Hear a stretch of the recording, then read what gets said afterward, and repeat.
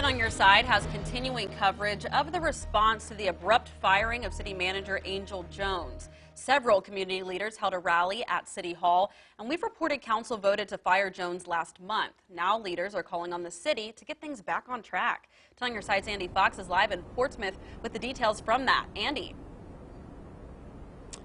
Yes, the name of the group that's calling for the recall, Concerned Citizens of Portsmouth, which basically says it all. They are calling for the recall of Vice Mayor DeAndre Barnes and Councilman Mark Whitaker. Now, the group claims the main reason given is that Barnes and Whitaker are part of a 4-vote majority that is undermining city government.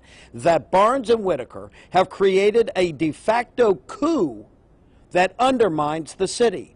That the two of them have been part of an erosion of the city that questions its credibility, honor, and respect that the city deserves. This is Terry Danaher, a longtime city activist, way involved with trying to keep tolls off the tunnels.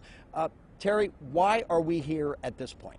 Well, I would say that the city is once again as unified as any time in our history, because we are so upset with what has been happening on council for the past several months. Does it go to the behind the scenes, apparently at least, of the firing of the city manager?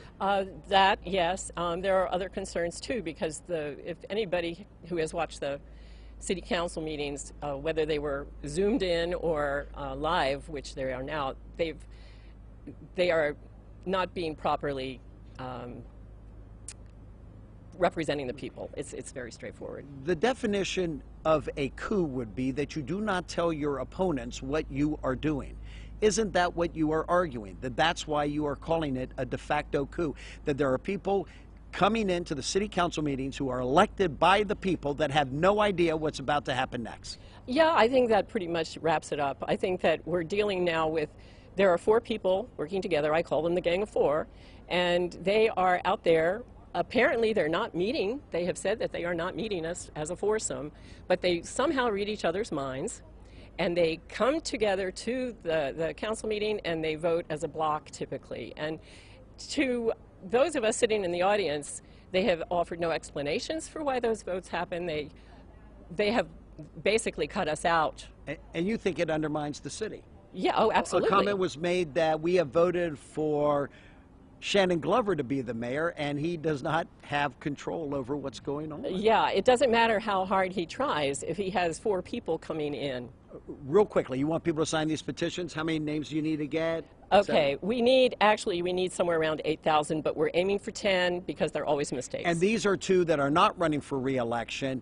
The 2 that are running for re-election you think will be handled at the polls? I think we will vote them out in November. And I should point out the Vice Mayor DeAndre Barnes, I had a conversation with him earlier, and he is denying some of the allegations. We won't go into them here, but maybe later on at 4, 5, and 6. Terry Danaher, thank you. It'll be very interesting to see this all unfold. Okay, you're welcome. Thank you very much. Terry Danaher. And so here we have another recall effort underway in the city of Portsmouth, trying to right the ship that seems to be tilting a lot to either the right or the left.